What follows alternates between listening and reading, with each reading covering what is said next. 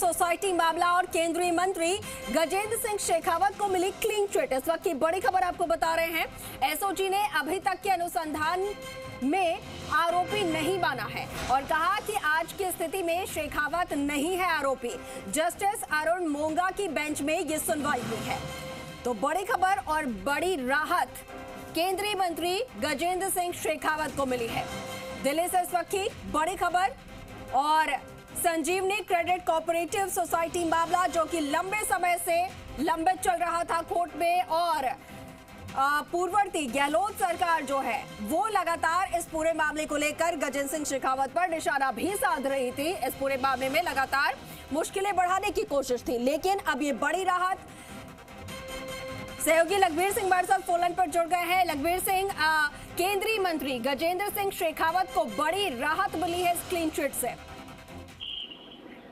जी बिल्कुल, न सिर्फ केंद्रीय मंत्री गजेंद्र सिंह शेखावत को राहत मिली है, बल्कि गजेंद्र सिंह शेखावत की बड़ी जीत के तौर पर इसे देखा जाना चाहिए, क्योंकि गजेंद्र सिंह शेखावत लगातार इस प्लेटफॉर्म्स पर कहते हुए नजर आ रहे थे कि ये उस पूरे प्रकरण में निर्दोष हैं और एक राजनीतिक साजिश के चलते तत्कालीन मुख्यमंत्री अशोक गहलोत ने उनको फंसाने का प्रयास किया है, उनकी छवि धूमिल करने का प्रयास किया है। लेकिन आज स्वाभाविक तौर पर राजस्थान उच्च न्यायालय ने न केवल क्लीन चिट गजेंद्र सिंह शेखावत को दी है, बल्कि निर्दोष करार दिया है और साफ तौर पर आगे के लिए भी निर्देशित किया गया है एसओजी को। जी, अदालत ने स्पष्ट किया है कि बिना ट्रायल की अनुमति के शेखावत के खिलाफ आगे किसी प्रकार की जांच नहीं हो सकेगी। दिल्ली के राउस एवेन्यू कोर्ट में मानहानि का दावा भी दर्ज करवा चुके हैं केंद्रीय मंत्री गजेंद्र सिंह शेखावत अशोक गहलोत के खिलाफ, क्योंकि उन्होंने साफ तौर पर कहा था कि उनकी जो छवि है उसको धूमिल अशोक गहलोत ने किया।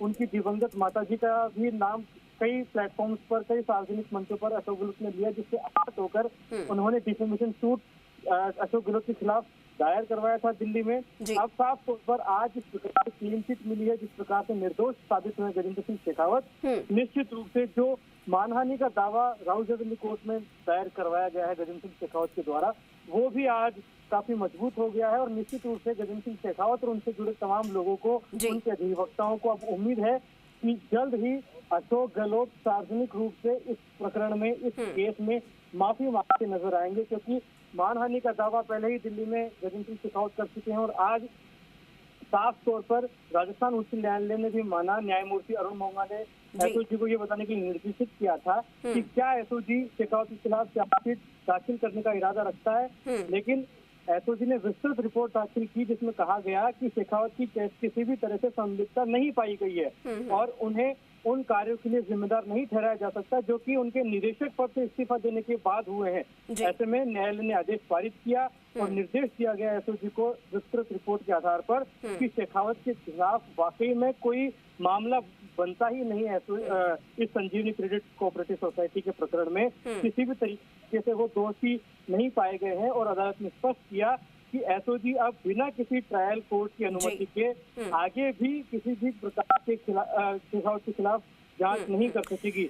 लखबीर, एक तरीके से देखा जाए तो गजेंद्र सिंह शेखावत की ये बड़ी जीत है, लेकिन दूसरी तरफ अगर दूसरा पक्ष देखा जाए, जैसा कि हम जानते हैं कि शेखावत ने मानहानि का जो मामला है वो दर्ज करवाया था, तो ऐसे में क्या अब अशोक गहलोत की मुश्किलें यहाँ पर बढ़ती हुई नजर आएंगे? ठीक है लखबीर आऊंगी।